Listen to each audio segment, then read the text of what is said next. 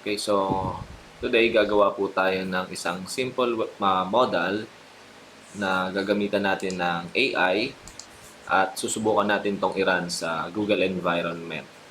So first, kailangan natin itong mga requirements na ito, like Google account, Google Sheet, and Google Site.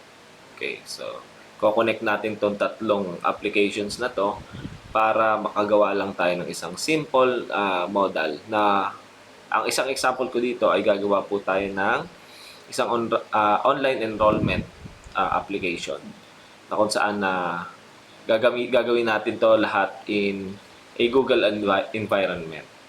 Okay? So, step 1, kailangan natin mag-sign in sa Google account. So, pumunta tayo sa www.gmail.com at i-sign in nyo po ang inyong credentials. Okay, so pagka successful na, makikita natin dito ang mga applications natin, ano?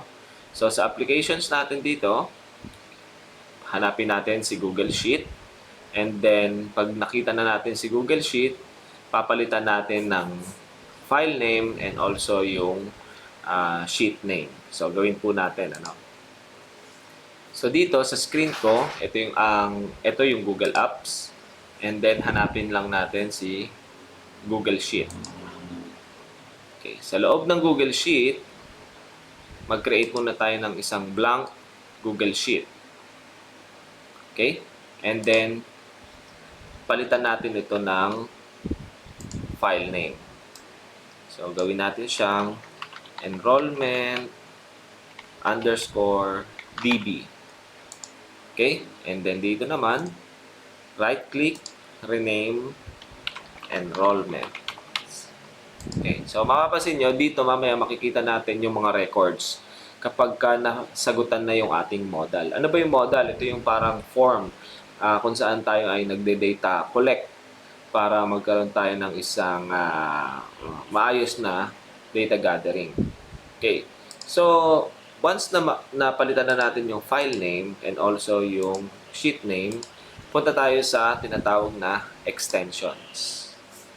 Sa extension, hanapin natin si AppScript.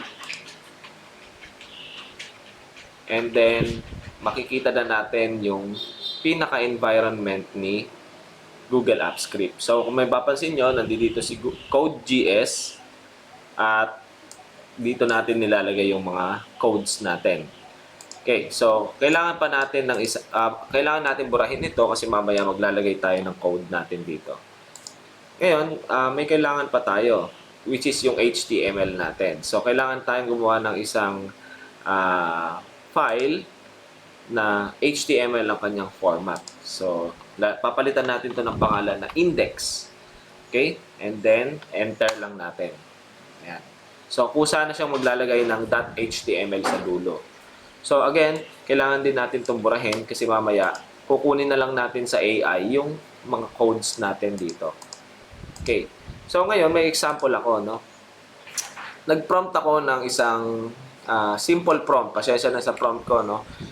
Gusto ko lang mag-create ng isang student enrollment model using AppScript at magko-connect siya sa Google Sheet at pwede natin siyang i-connect mamaya sa Google Site.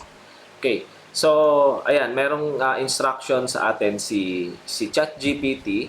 Sinabi niya rito na mag-create tayo ng Google Sheet at pangalanan natin siya ng enrollment.db, which is ginawa naman natin, ano. And then yung sheet 1 dito sa ilalim, sheet 1 to originally, pinalitan natin siya ng enrollments. And then pwede na natin tong i-type lahat dito sa header natin. Ayan, pwede. Pero ako, hindi ko na siya tina-type kasi automatic naman pag sinagutan yung model, lalabas yan. Okay. So ngayon, pumunta na tayo nasa inyo po yan. Kung gusto nyo itong i-type, okay lang naman, no? So make sure tama yung ating pagkakalagay. Na pumunta na tayo sa tinatawag na Code.js. Ngayon, ikakopy na lang natin itong code na to, itong buong JavaScript code na to. And then we will paste that dito sa Code.js. Okay, Control V. Ayan. So, no need to save kasi automatically naman nagsisave ya dahil naka-cloud environment naman si AppScript. Now, punta naman tayo sa index.html. So, sa index.html, copy na rin natin to since ayan naman na siya. And then, paste natin dito. Ayan. So, ngayon, kung mapapansin nyo, mayroon na tayong code sa Code.js at saka sa HTML. So, ang susunod natin gagawin ay i-deploy na natin siya. So, based dito sa instruction natin, kailangan nating i-deploy yung ating web app. So, kiklik natin yung deploy and hahanapin natin yung tinatawag na web app. Okay. So, sundan natin dito sa screen. Click deploy and then new deployment. Hanapin natin dito sa gear icon yung tinatawag na web app. And then, pwede kayong maglagay ng description kung ano yung ginawa nyo. Halimbawa, web app test 1 para lang tong comment para nagko-comment tayo sa ginawa nating staging. And then naka-execute yan dun sa email ko, and then who has access, iset natin to as anyone para ma-access yan ng iba. And then kiklik natin yung deploy, and then may mga authorization access yan. So kailangan pindutin natin ito kasi unang gawa pa lang natin to eh. Pagka nagawa naman na to, hindi nilalabas yan. And then click advance and then go to untitled project. Yan. And then continue. Now, pag lumabas na po yan, ang kailangan natin makuha dyan yung URL. Ito. Yan. So, kailangan natin siyang i-copy. And then, kung gusto nyo i-test kung gumagana na yung model nyo, punta kayo sa isang browser and then paste nyo rito. Yan. So, ito na yung model mo. Okay?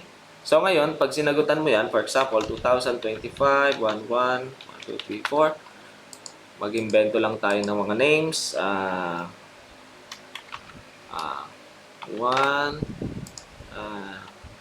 John, middle name, Nick, male, section, 2B.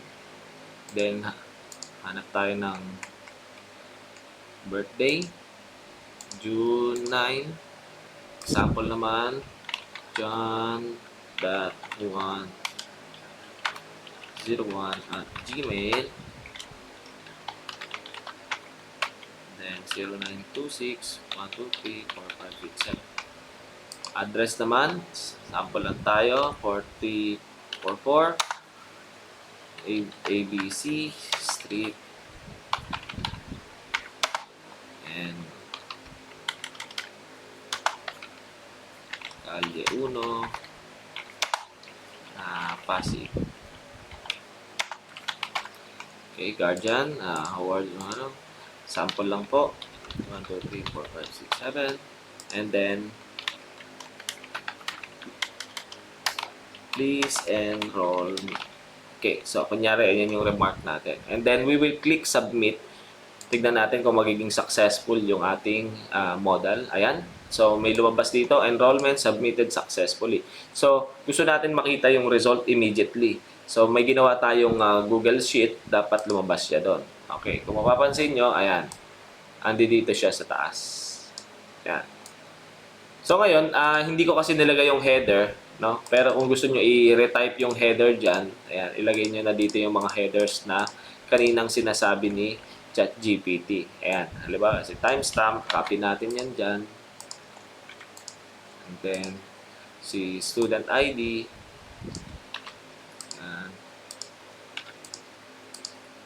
Ayan, last name. First name.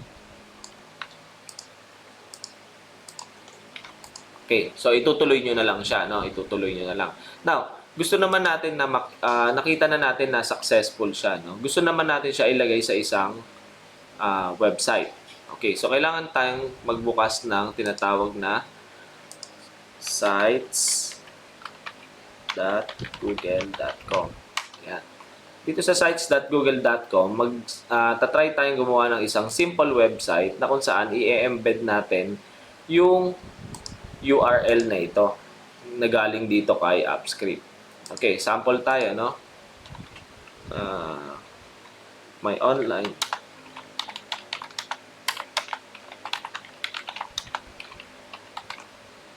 Okay, so kung familiar na kayo sa paggamit ng Google site, madali lang naman siyang gamitin. Drag and drop lang ang kanyang mga applications, pero pwede rin kayong maglagay ng mga hard code like embed. So dito, i-embed natin yung URL para makita natin yung model natin. Okay? So ayan na yung model natin. So palalakihin lang natin yung screen natin. Kasi mamaya baka putol siya pagka pinablish natin. Palakihin lang natin. Guys, very basic lang tong dinedemo ko ha. Alam ko mas may improve nyo pa ito. Kaya basta makita nyo lang yung environment kung paano siya ginagamit. Okay, sample website tayo. Sample online app. And then we will publish this website under the name Sample Online App. Okay? And then, who can view my site? Anyone naman siya. Ayan. So, tignan na natin kung okay na siya. View Publish Site. And then, dapat, ayan, makita na natin yung button ni Open Enrollment Form. Ayan. So, lalabas na dito sa loob ng website mo under this link.